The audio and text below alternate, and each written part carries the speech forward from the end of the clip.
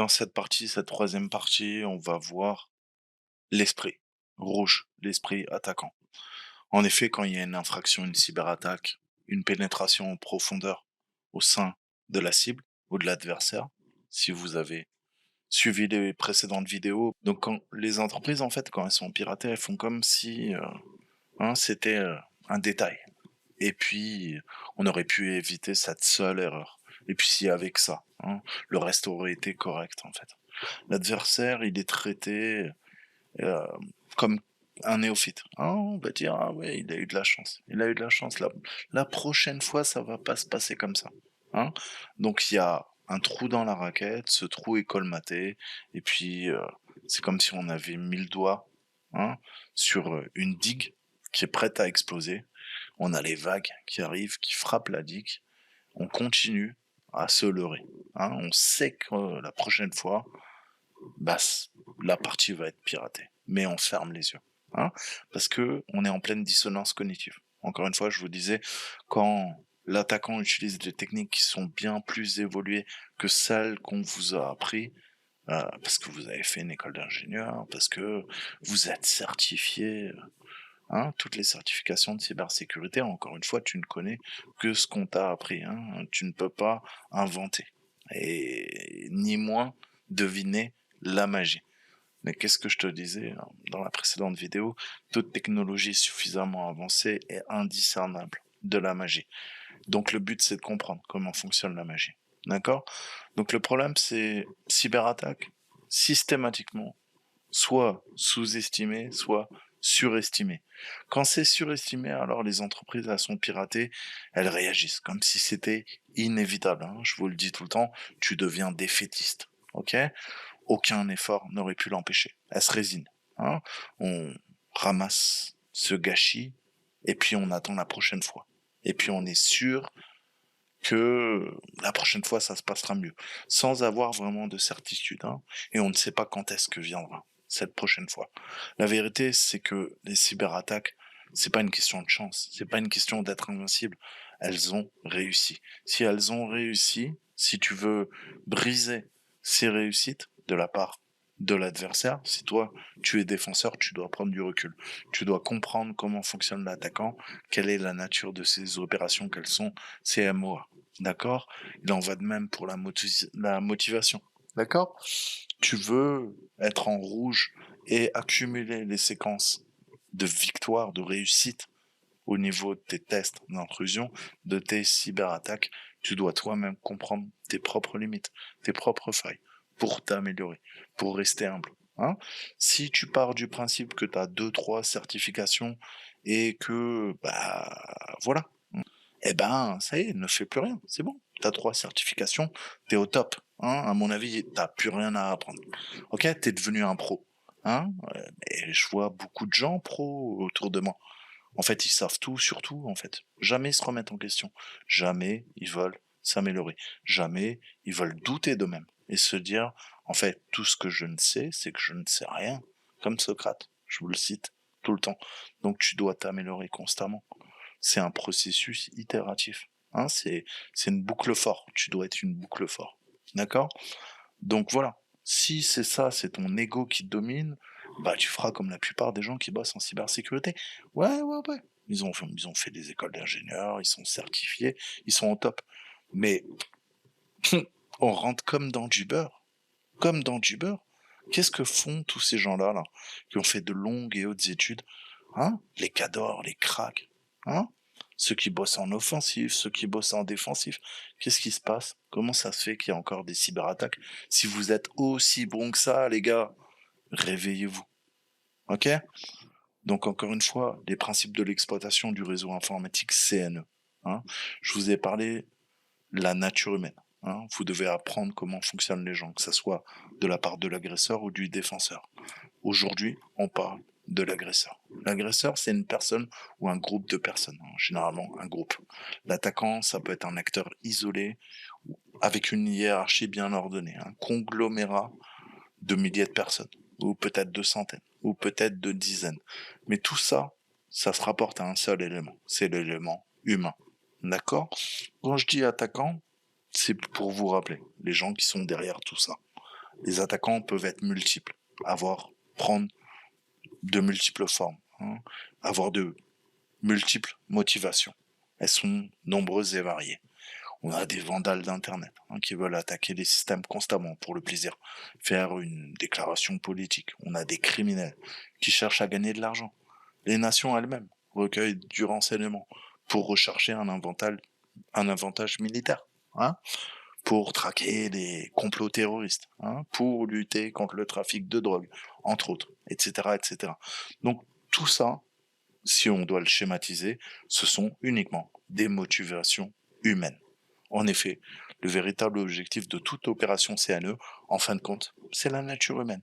C'est pour ça, avant d'apprendre à hacker les ordinateurs, apprends comment fonctionne l'être humain. Intéresse-toi aux sciences humaines. Apprends à hacker les gens. Vois comment on les manipule au quotidien. Comment des États-nations sont passés à la guerre. On est en 2020, regarde ce qui s'est passé en 1920. Le crack, la Seconde Guerre mondiale et tout ce qui s'est passé. Regarde ce qui s'est passé depuis un siècle. Regarde comment on a manipulé les esprits, pour le meilleur et pour le pire. Essaie de comprendre. Sinon, tu vas perpétuellement répéter les mêmes erreurs qu'ont fait tes parents, tes grands-parents. Tout ça, uniquement par motivation humaine. Des guerres. L'Ukraine, on est en plein dedans. Prenons un peu de recul, concentrons-nous sur le sujet. Donc pour un attaquant, penser les opérations en termes d'objectifs humains, ça permet de se libérer, de se concentrer étroitement sur la recherche de solutions techniques qui doivent être parfaites. Le but, c'est que l'objectif tout le temps soit atteint. Pour un défenseur, il faut comprendre que l'attaquant est un être humain, qui va utiliser un large éventail d'options pour pouvoir pénétrer le système que toi tu protèges, ton périmètre. On combat pas contre des chevaux de Troie, contre des vers, des programmes anonymes. Il y a un véritable adversaire. C'est pour ça que je vous répète tout le temps, vous devez rentrer dans la tête de votre adversaire pour pouvoir le comprendre. C'est pas une question d'ego, c'est pas une question d'être meilleur que lui. Puisqu'à partir du moment où tu crois que tu es meilleur que ton adversaire, tu vas voir que tu vas te faire baiser. Et c'est comme ça, tu vois, parce que tu as une haute estime de toi-même. Je te répète tout le temps, ton ego, tu dois le briser. À partir du moment où tu crois que tu es bon, quand tu mets pro, hacker pro, ou ceci, cela, je sais que tout ça, c'est de la merde. Ok? Puisqu'à partir de ce moment-là, par rapport aux autres, tu essaies de te mettre en avant. Tu vois, moi, je suis un professionnel. Ça veut dire quoi, professionnel? Moi, je sais pas. Moi, j'apprends tous les jours. Je sais pas ce que ça veut dire. Un pentester professionnel. Professionnel sur quoi? Qu'est-ce que tu fais? Qu'est-ce que tu as montré? Qu'est-ce que tu as prouvé? Qu'est-ce que tu apprends? Est-ce que tu continues d'apprendre? Ça veut dire quoi, professionnel? Moi, je sais pas. Je vois des hommes politiques professionnels. Je vois ce qu'ils font au quotidien.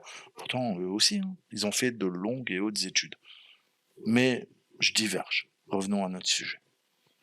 Donc il y a un véritable adversaire qu'il faut compter, et je vous l'ai dit, mesure contre mesure. Ces contre-mesures, elles peuvent être techniques, politiques, juridiques, économiques. Imaginez si la prochaine fois qu'Amazon était piraté, quel effet ça aurait? Si on commence à considérer l'attaquant comme un groupe de personnes, ces types de solutions créatives n'entreront jamais dans la conscience des gens. Bien que les attaquants et leur motivation soient tout à fait humains, les moyens d'une opération semblent à l'opposé, complètement techniques. Et on a tendance à dissocier la technique de l'humain. C'est faux. Je vous ai expliqué que dans le renseignement, on avait fait confiance à la technique. Pendant 20, 30 ans, on s'était pignolé. On a dit oui, le SIGINT, les LINT, le COMINT, les drones, ceci, cela. T'inquiète pas, la technique, on n'a plus besoin d'humains. On licencie des gens, alors que les bases, c'est le HUMINT. Tu ne peux pas utiliser ta technique sans du renseignement humain.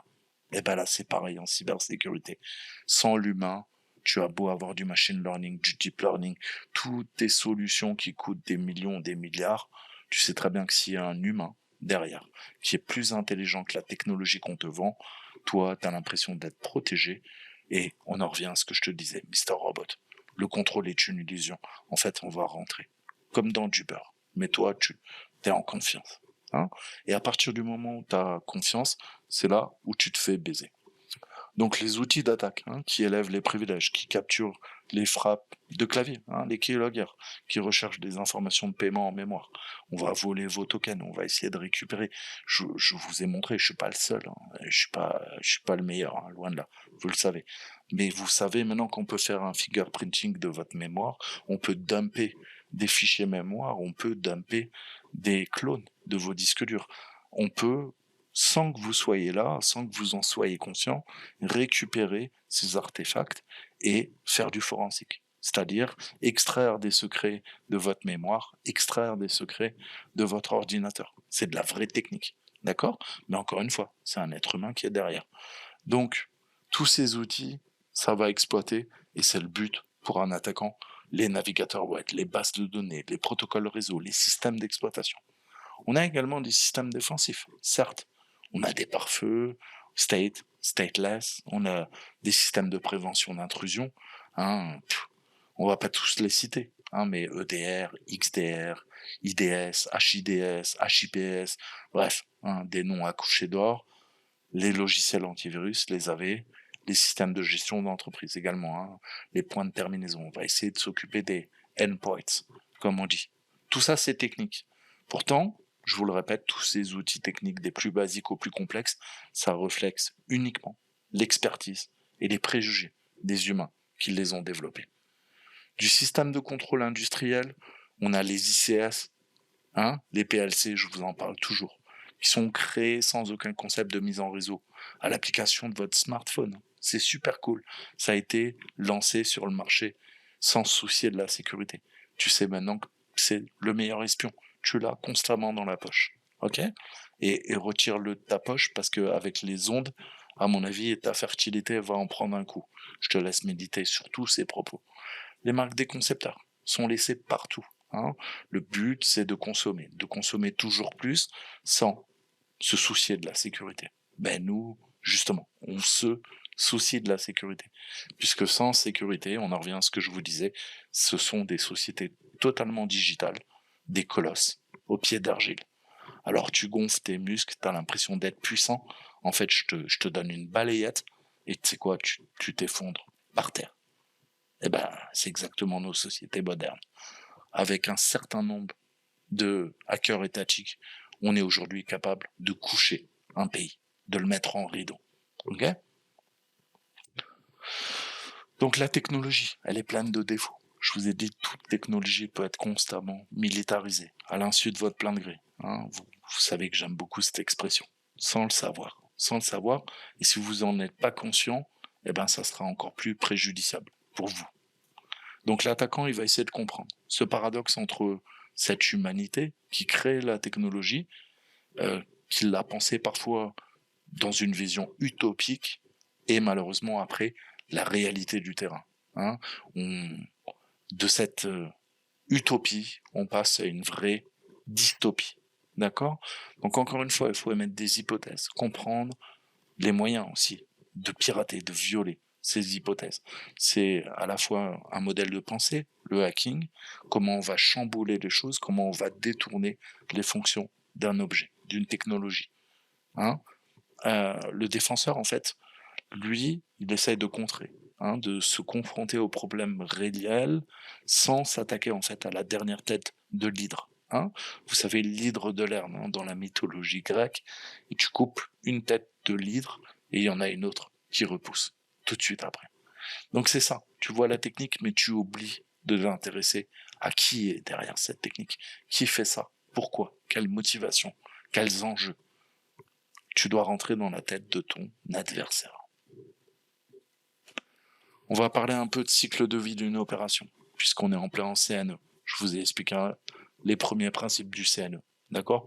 Vous devez également comprendre le cycle de vie opérationnel, qui est classique, typique, j'ai envie de dire. On parle d'une cible, d'un adversaire, on chope l'accès initial, on veut de la persistance, on s'étend au sein du réseau, exfil, exfiltration, détection, peut-être ou pas, tout va dépendre de votre furtivité et si c'est vraiment nécessaire. Vous l'avez sous les yeux. C'est un modèle. On a plusieurs frameworks, on en a 4 aux États-Unis qui sont utilisés pour décrire les tactiques techniques et procédures utilisées par une partie malicieuse, malveillante. Donc bien qu'il soit souvent utile de considérer les étapes comme des étapes discrètes, menant de l'une à l'autre, parfois c'est inexact. Chaque étape reste souvent en cours, tout au long de l'opération. On croit qu'on passe d'une à une autre, mais vous verrez, quand vous aurez toute la technique et que vous comprendrez la vision globale, je vous ai dit, c'est comme un échiquier. Vous déplacez vos pièces sur l'échiquier. Parfois, il va falloir reculer pour pouvoir mieux avancer. D'accord? Donc encore une fois, ça peut paraître dans le désordre, puisque c'est un gros bordel, mais on mélange tout. Le ciblage, l'accès initial, la détection, la persistance, et comment accéder à d'autres parties du réseau. Pivoter latéralement, verticalement, tout ça, ce sont des techniques qui se conjuguent en fait. Il n'y a pas un modèle à suivre, il y a plusieurs modèles qui s'imbriquent entre eux. Le ciblage, il peut être divisé quand même en deux parties distinctes. On va d'abord identifier le réseau cible et identifier les stratégies tactiques d'attaque qui vont être nécessaires pour exploiter le réseau. C'est la différence entre déterminer quelle banque cambrioler et ensuite déterminer quel cambrioleur on va utiliser. D'accord? Dans cette opération. On va identifier un réseau cible, mais c'est pas facile, de premier abord. Par exemple, imaginons que vous vous intéressez à la conception d'un nouveau système d'armes d'un adversaire. Par où vous allez commencer? Comment vous allez identifier les principaux réseaux informatiques? Vous devez d'abord comprendre la structure organisationnelle, soit d'une entreprise, soit des forces armées. Déterminer l'emplacement physique où le système est conçu. Qui travaille sur ce système? Quels sont les scientifiques? Identifier les sous-traitants potentiels et la structure organisationnelle de l'ensemble des traitants, des sous-traitants sur ce projet top secret. D'accord? Toutes ces informations sont potentiellement nécessaires juste pour savoir quel réseau rechercher. D'accord? Je te fais une métaphore, je m'attaque à une armée. Mais tu t'attaques à quoi? L'armée a plein de systèmes informatiques. Tu veux t'attaquer à quoi? Tu veux faire du Techint? Eh ben, il va falloir taper dans la branche recherche et développement. D'accord?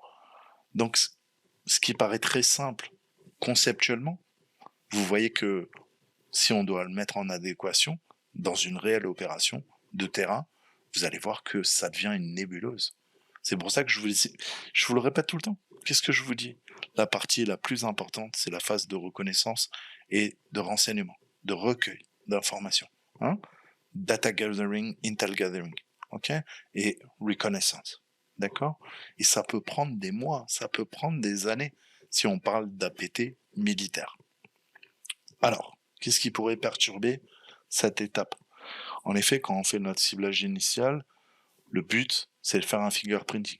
Je vous ai dit un peu comme en NoSynth, le plus tard possible, on va toucher au réseau, rentrer en contact avec notre adversaire, avec notre cible. S'il n'existe aucun outil disponible qui puisse informer une organisation, que quelqu'un, par exemple, recueille des informations à son sujet, on va rentrer dans le vif du sujet. On va essayer de creuser. Mais encore une fois, en fonction des défenses que vous imaginez, que vous supputez, vous allez adapter votre modèle d'attaque. En fonction du modèle de menace. D'accord? On va pas attaquer une grosse boîte comme on attaque une petite TPE, PME. Vous l'avez bien compris.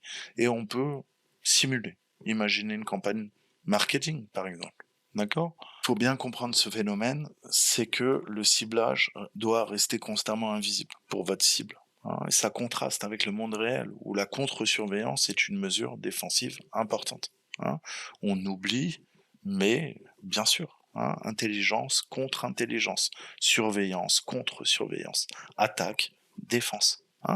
Vous retrouverez cette dichotomie constamment.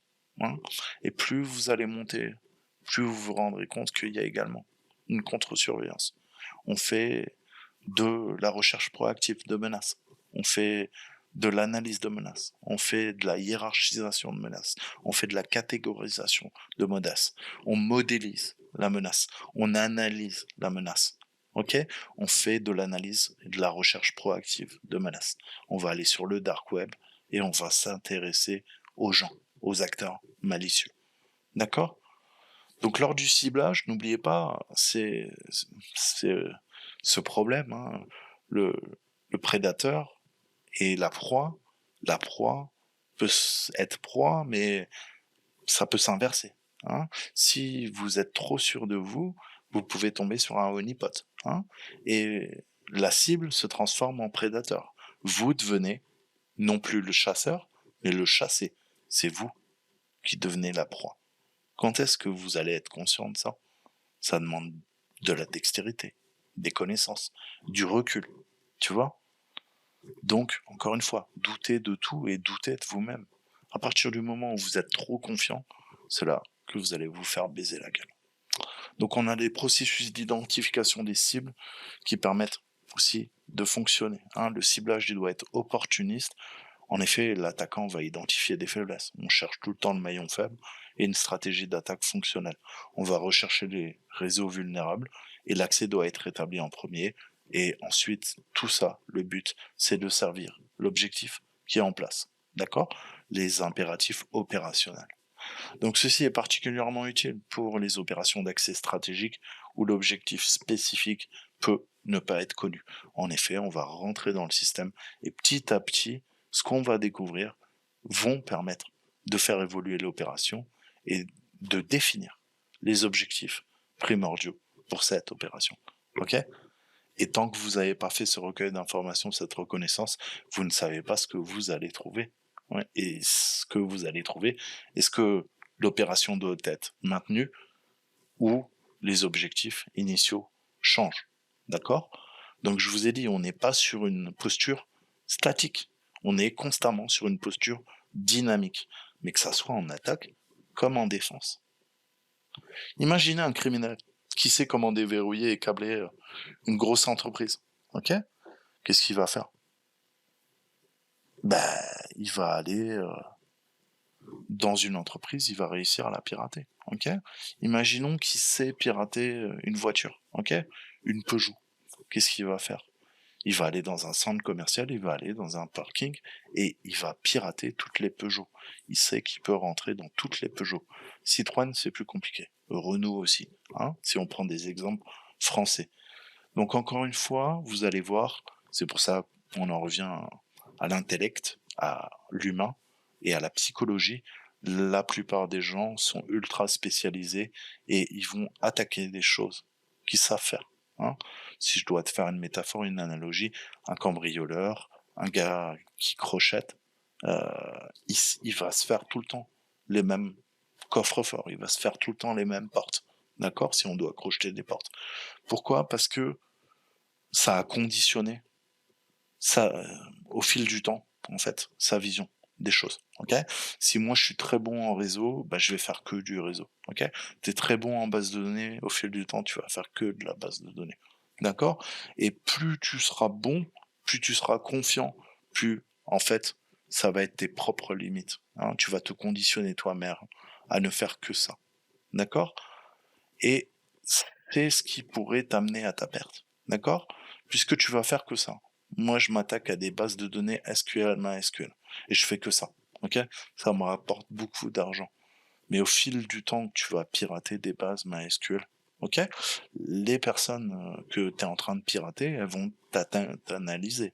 Elles vont comprendre qui tu es, tes motivations. Et pourquoi tu t'attaques à MySQL? Parce que tu es bon là-dedans.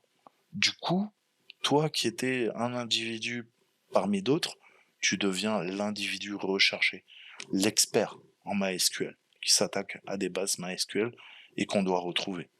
Et on va mettre de l'argent. Et on va te retrouver. Tu vois?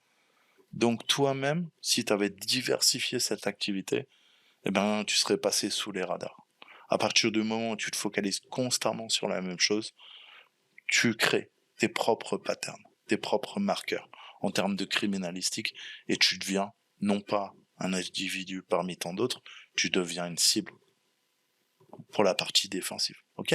Le gars qu'il faut dégommer. Il est expert en MySQL, il arrive à pirater toutes les bases MySQL de la terre entière. Ok? Donc voilà, il faut bien comprendre ça. Tu vois, toute action entraîne réaction, hein, c'est comme les lois de la thermodynamique.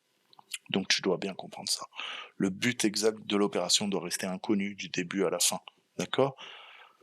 Et puis, c'est à toi d'apprécier. S'il y a une capacité offensive, on l'exploitera ou pas. Encore une fois, il faut s'adapter et pas tout le temps avoir les mêmes schémas. Hein. Pourquoi on arrive à catégoriser des APT, on leur donne des groupes, je vous parle tout le temps du principe de non-attribution, on a également un principe d'attribution. Ok? Les COSIBIR, je sais pour qui ils travaillent. Ok? Pour quel tel service de renseignement russe. Je sais APT plus un numéro. D'accord? Pourquoi on arrive à les griller? Alors, on ne sait pas qui c'est. Des fois, ça va mettre du temps. D'accord? Des fois, le pays ne va pas coopérer. Il n'y a pas d'accord d'extradition. Ils n'iront pas, par exemple, en prison en Occident. Certes. Mais à force d'utiliser tout le temps les mêmes vecteurs d'attaque, les mêmes techniques, s'attaquer tout le temps au même cœur de réseau, tu comprends bien que tu laisses toi-même des preuves qui vont t'inculper. Alors tu as beau maquiller ton ordinateur, passer par des relais, des proxys, du VPN, de Tor et tout ça, tu auras ta propre signature, comme tous les criminels. Tu auras ta signature. On saura que c'est toi. Parce que à force d'opérations réussies, eh ben, tu créeras, sans le vouloir, une signature qui t'est propre. On sait que c'est toi. Parce qu'il n'y a que toi qui est capable de ça. Tu comprends? Et ça, encore une fois, là on parle d'obsèques. Tu penses pas à tout ça. Tu te dis, putain, je suis bon là-dedans, vas-y, je vais cartonner. Ben ouais, fais gaffe, ça va devenir ton talon d'Achille. Et ça, t'y as même pas pensé. D'accord? C'est pareil en défense, c'est pareil en attaque. En 2009, on a eu quelques Roumains qui ont compromis la chaîne de sandwich Subway. Au cours des 2 années suivantes, ils ont réussi à voler entre 3 et 10 milliards de dollars. Une obsèque incroyable. Les mecs créaient 4 partitions sur leurs ordinateurs et c'était la 4e partition cachée qui faisait tourner une VM et qui lançait les cyberattaques. Hein. Donc on avait cette cascade de poupées russes et des partitions chiffrées cachées dans d'autres partitions chiffrées cachées. De l'aveu d'un des agents du FBI qui a travaillé sur ce groupe, sur cette menace, sur ce groupe de Romains, il n'avait jamais vu ça. Il a fait une conférence. Pourquoi je vous dis tout le temps, allez voir les conférences de hackers. Il a fait une conférence à DEFCON et il raconte que c'est la meilleure obsèque qu'il ait jamais vue. À un tel point que même le FBI était totalement en déroute les premiers mois. Ils ne comprenaient pas. Et ils ont compris en fait que ces gars-là étaient hautement techniques. Ils utilisaient tout simplement des techniques du secteur militaire pour travailler dans le renseignement militaire ou dans les agences de renseignement, ok?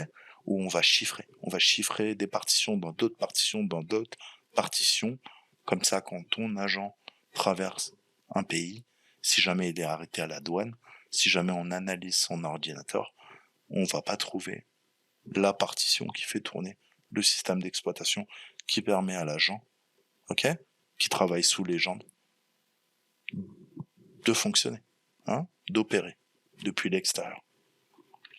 Donc ces mecs-là avaient la même technique que les meilleures agences de renseignement. Incroyable.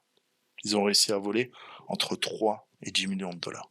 Un montant qui leur permettait de manger tranquillement, hein, pendant un certain temps.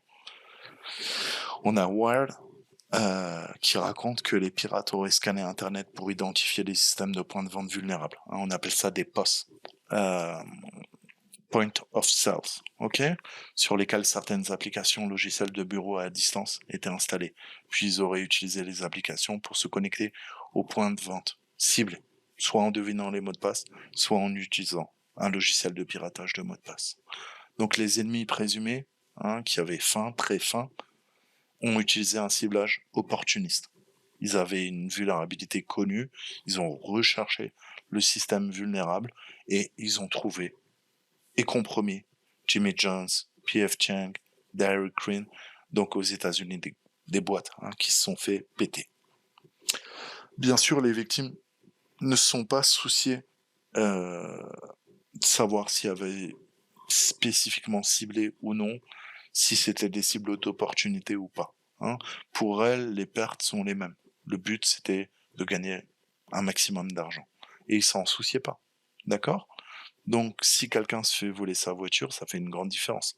Est-ce que on a cherché sa voiture parce qu'on savait qu'il y avait une faille inhérente pour pouvoir la voler, ou c'est juste pas de chance, elle l'avait laissée au mauvais endroit? Mais ça fait une grosse différence, d'accord? Est-ce que c'était vraiment un coup de chance, comme j'ai dit en préambule, ou tu connais pas la vérité? La vérité, c'est que depuis longtemps, on s'intéressait à toi. Toi, tu le savais pas. T'es devenu une cible sans le savoir. D'accord? Donc la réponse, on parle de probabilité, hein, de se faire voler la prochaine voiture. Est-ce que la chance va se répéter une deuxième fois, ou ouais, on cible bien ce type de véhicule parce que ça marche. Donc ça indique comment concentrer les systèmes de défense, hein, en fonction des résultats inhérents qu'on a. Hein. Et si je la mets à un tel endroit, est-ce qu'elle se fait plus pirater qu'une autre? Si je change le système de sécurité de ma voiture, est-ce qu'il y a de fortes chances qu'on continue à s'intéresser ou pas à elle? Parce qu'elle est maintenant plus sécurisée. J'ai fait évoluer le système de défense de ma voiture. Hein? Ma voiture est rouge, je suis malchanceux. Est-ce que je me suis fait voler parce que je suis malchanceux ou parce que ma voiture est rouge? D'accord? Toutes ces questions, tu dois constamment te les poser. Ok? Rien n'arrive par hasard. Tu dois corréler les informations. Tu dois comprendre en fait les liens. Et pourquoi, toi, ton entreprise devient la cible? Et la cible de qui? De quoi? De Toto le hacker? D'un pentester pro? Ou d'un hacker étatique, etc. Quel modèle le menace? Encore une fois. Donc certaines entreprises, elles comprennent pas ça. Hein, elles sont ciblées et puis elles se disent ah bah non, je suis pas un objectif de valeur. En fait, c'est pas de chance, tu vois. En fait, il aurait pu passer juste à côté. On a une entreprise qui fait des moules frites et à mon avis, on aurait piraté leur système. Moi, je travaille dans le monde bancaire. À mon avis, ça a rien à voir. Bien sûr que ça a à voir. Qu'est-ce que tu crois? Donc voilà, c'est un processus de réflexion et vous devez constamment, bien sûr, verrouiller les portes de votre voiture, mais vous devez vous poser la question, comment la sécuriser, hein? Et puis, quel système? C'est quoi? Je bloque la portière avec des cintres, je vais mettre du ruban adhésif sur les vitres pour les protéger, je peux peut-être agrafer mes portières en métal, comme ça, on pourra pas les ouvrir.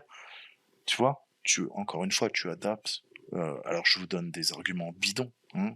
Ça doit vous faire sourire dans le meilleur des cas ou totalement rigoler, mais c'est ça. Hein. Si tu penses défendre une banque avec des broutilles, avec de la technologie de merde, bah c'est sûr que t'inquiète pas, hein, on reviendra. Tant que tu as pas trouvé une parade, ok? Et le jour où tu auras trouvé une bonne parade, eh ben, je peux t'assurer que ton adversaire va y réfléchir par deux fois et ça sera tellement compliqué que, eh ben, ça va le faire réfléchir. Et il se dira peut-être, je vais aller pirater, hacker le voisin, ou je vais voler la voiture rouge du voisin, hein, parce que celle-ci, elle est jaune et elle est trop sécurisée. D'accord? Donc, tu dois constamment mettre des bâtons dans les roues. D'accord?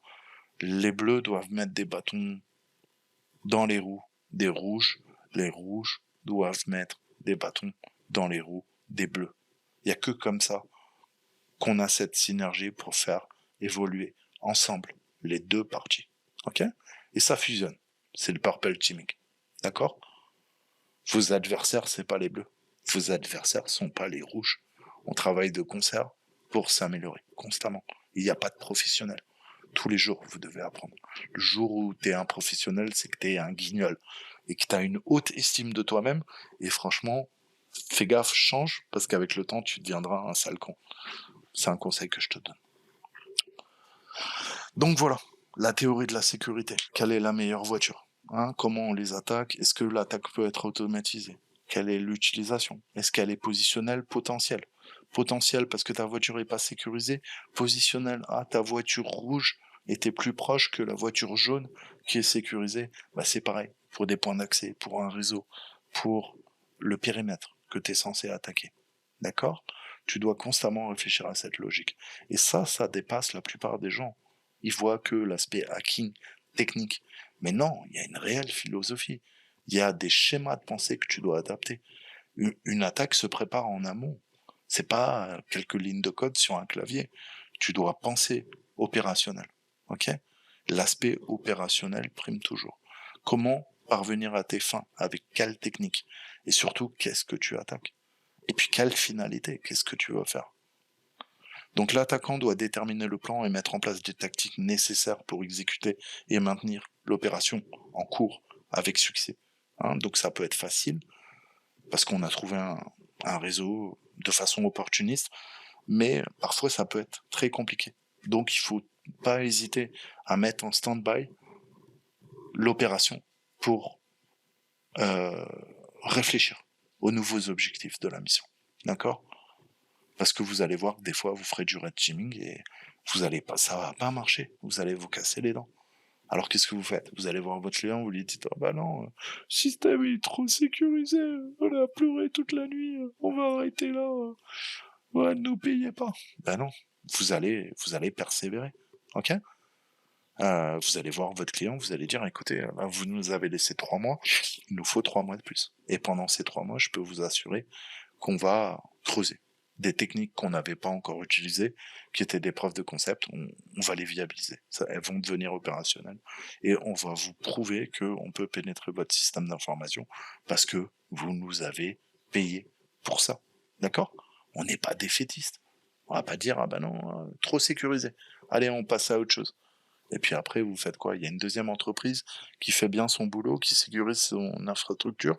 Vous allez dire quoi au client? Ah non, trop sécurisé.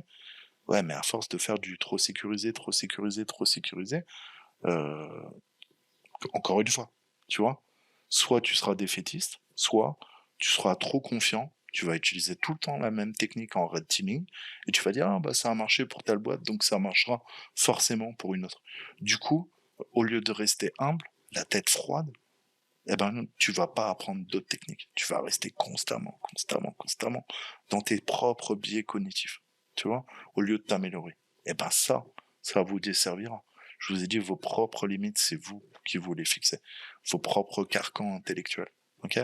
T'es persuadé que t'es comme ça, en fait. La vérité, les gens te voient autrement. Tu vois? Mais toi, tu le sais pas. Donc, t'es pétri de conviction. Tu dois casser tout ça. Donc en attaque, le ciblage, il comprend également les informations non techniques, des noms, des adresses email, des coûts des employés. Comment je vais adapter mes emails de phishing? Les attaques ciblées par email. Je te le dis toujours, si je dois attaquer quoi? Lourdes, ok? Eh ben, je vais envoyer des calendriers avec le pape. Si je dois attaquer la Mecque, ok? Bah, il y a de fortes chances que je peux pas envoyer des dessins de Mahomet, ok? On peut pas le représenter. Mais je vais mettre peut-être tirer des vers, des sourates pour amadouer ma cible. Je m'adapte constamment hein, à ma cible. Donc encore une fois, vous devez penser à tout ça, à l'aspect relationnel, à l'aspect humain et le contexte. Comprendre votre cible, savoir sa culture. Et ça passe par les langues étrangères, par l'ouverture d'esprit et pas être pétri, ouais, on est français, on est les meilleurs. Ça, c'est de la connerie. Ok? Vous devez comprendre la culture des gens, des autres. Intéressez-vous à tout, en fait. Ne soyez pas pétri dans vos convictions. Ça permet de faire des attaques par ingénierie sociale qui sont extrêmement puissantes.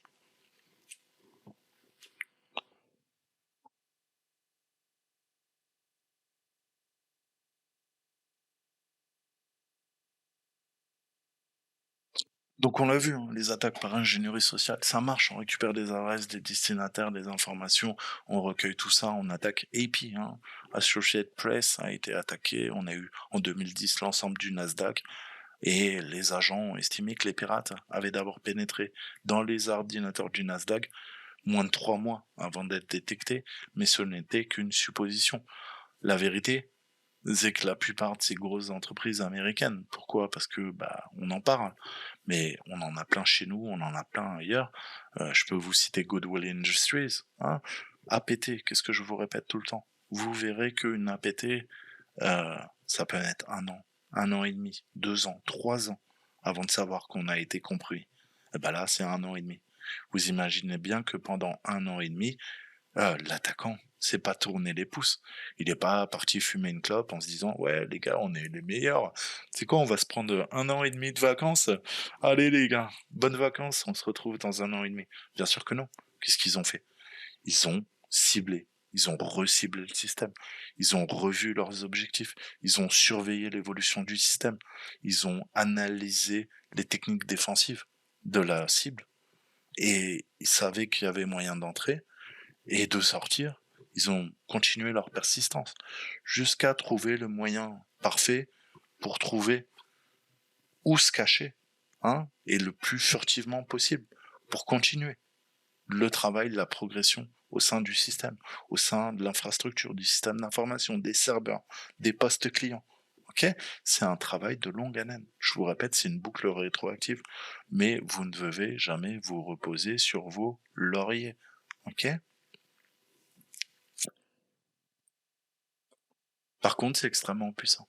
Le jour où vous serez au sein d'un système totalement Ghost in the Shell, hein, le fantôme euh, dans le shell, dans la coquille, dans la machine, traduisez ça comme vous voulez, et que vous avez le temps, et vous savez qu'on vous espionne, mais que vous êtes indétectable, là, ça sera un temps, une opportunité majeure pour améliorer vos techniques, pour préparer votre attaque, et pas attaquer frontalement. Justement, analyser la surface d'attaque, trouver des failles qui n'étaient pas, comment dire, visibles, hein, qui ne coulaient pas de sens, et réfléchissez à d'autres vecteurs d'attaque. Il y a toujours plusieurs possibilités, hein. Et le temps, justement, c'est de l'argent, bien sûr, mais le temps pour une attaque, si jamais on peut se l'octroyer, c'est un taux de succès, de réussite majeur. Ok. Si vous foncez tête baissée comme un taureau parce que on est en train de, tu vois, d'agiter hein, un truc en rouge, et toi tu vois rouge comme le taureau, parce qu'il y a 3 ports ouverts et waouh, tu fais putain, il y a une faille et tout, j'ai trouvé la faille et tout, hein, je suis le roi du monde et tout. En fait, t'es en train de rentrer dans un pot de miel et il y a que toi qui l'as pas compris. Et les gens, ils sont en train de t'étudier pendant 12 mois, 24 mois. Toi, tu te dis, ah, putain, je suis persistant dans le système et tout, ils m'ont pas grillé. Mais en fait, t'es le pigeon, t'es le dindon de la farce, il y a que toi qui le sais pas, hein, un peu comme un mari cocu. Et ben là, mon gars, voilà, c'est toi la cible, tu vois. Donc tu crois que t'es le roi du pétrole, en fait, t'es le dernier des abrutis. Il y a qu'à toi qu'on l'a pas dit. Je te laisse méditer sur tout ce que je viens de te dire, hein, ces 30 dernières minutes. Donc l'accès initial. Ça consiste à pénétrer toute sécurité défensive et obtenir la capacité d'exécuter des commandes et d'autres logiciels sur l'un des ordinateurs ou périphériques réseau de la cible. Ça peut être accompli en exploitant des vulnérabilités, en tirant parti des erreurs de configuration du réseau, de l'ingénierie sociale ou de nombreux autres moyens. Donc l'accès initial est l'étape la plus grossière et médiatisée de l'opération. C'est aussi la plus courte et souvent la plus facile. D'accord? Donc on a le NIST, hein, le National Institute of Science and Technology, qui s'occupe entre autres de sécuriser les infrastructures du gouvernement américain fédéral, et on a à peu près 5000 vulnérabilités par an, hein, en tout cas au cours de ces 5 dernières années. On a un nombre croissant de vulnérabilités, hein, et c'est dû à de nombreux facteurs. Elles nécessitent un accès local ou distant. On a la facilité d'exploitation. C'est ce que vous devrez d'ailleurs rédiger dans vos rapports lorsque vous faites du pentest, du red teaming. On va vous demander, alors c'est quoi? C'est un accès local? C'est un accès distant? Tu m'as fait une RCE? Hein? C'est quoi? C'est une LPE? Local Privilege Escalation? Qu'est-ce que tu fais? T'as besoin d'être authentifié ou pas? Quel est l'impact en fait sur mon SI, sur mon système, hein? Donc on note les vulnérabilités les plus dangereuses, et souvent on obtient un accès initial et ensuite elles sont classées en termes de sévérité, hein. Les sévérités élevées, vous le savez, c'est à partir de sept à 10, euh, c'est le pompon, hein, là ça craint, d'accord. Et puis parfois, bah, on a d'autres failles, hein, qui sont moindres, qui sont très critiques, hein. Je te donne un exemple. Je peux backdoorer, installer un rootkit sur ton ordinateur. Par contre, qu'est-ce qui se passe? Je peux le faire que si j'ai accès à ton ordinateur. Alors, T'imagines bien que, à part des agents du renseignement qui vont rentrer chez toi sans que tu le saches pendant que tu travailles, si t'es, tu vois, Madame Michu, honnêtement, à distance, voilà, hein, un pays étranger ne pourra rien faire, à moins d'envoyer un agent chez toi, tu l'as bien compris. Donc, c'est très critique, hein, je peux installer un rootkit et ça va être très dur de t'en débarrasser. Par contre, je peux pas le faire sur le réseau, je peux pas le faire sur internet. Il va falloir que j'ai accès à ton PC. Donc du coup, ce qui est très critique, eh ben, il y a quand même une mise en œuvre, hein, qui est extrêmement complexe. Du coup, tu l'as bien compris, cette vulnérabilité de haute gravité, eh ben, elle est pondérée par la mise en œuvre, hein. Je vais devoir, il va falloir que tu me laisses 5 minutes avec ton ordinateur, ok? Et ton ordinateur, si je suis dans un autre pays, tu as bien compris, je ne l'ai pas sous la main. Du coup, ça rend totalement caduque le vecteur d'attaque et la vulnérabilité qui a été trouvée. Donc il faut toujours contextualiser. Hmm. Donc on manque pas de vulnérabilité pour accéder au système. Vous le savez, on en découvre tous les jours, hein. On a les fameuses CVE, CWE. Donc on a différents niveaux d'accès initial, hein. Et en fonction de ça, on sait ce qui peut être compromis ou pas. Dans un monde physique, on a un voleur qui a techniquement accès, entre guillemets, à une banque. D'accord? Il est dans le hall, il est à l'intérieur, il est le seul même à l'intérieur, mais après il va falloir quand même qu'il accède au coffre-fort. Alors peut-être il a les clés du coffre-fort. Il va pouvoir opérer aux heures d'ouverture. Peut-être il va défoncer le mur, hein, il va forcer le coffre-fort. Mais tout ça, encore une fois, c'est le même but, c'est-à-dire récupérer ce qu'il y a dans le coffre-fort, l'argent. Par contre, les vecteurs d'attaque qui sont mis en œuvre vont être plus ou moins complexes. Tu l'as bien compris, hein, je te fais des métaphores à chaque fois. Donc de même, l'accès initial peut varier, hein, de celui d'un utilisateur restreint sur un ordinateur sans importance à des droits d'accès complets sur un élément clé de l'infrastructure critique. Donc au début, l'attaquant il n'est pas pointilleux. Un n'importe quel accès se vaut. Ça explique pourquoi on a trouvé 70 vulnérabilités qui ont été signalées dans WordPress en 2010. Il est peu probable que l'attaquant se soucie des informations contenues dans des CMS, hein. Honnêtement, t'as ton WordPress, tu fais quoi? De la gestion de site web, tu gères des blogs, tu racontes ta vie sur WordPress, je m'en bats les couilles, hein, je vais pas te mentir. Mais on a une faille, ça devient public, d'accord?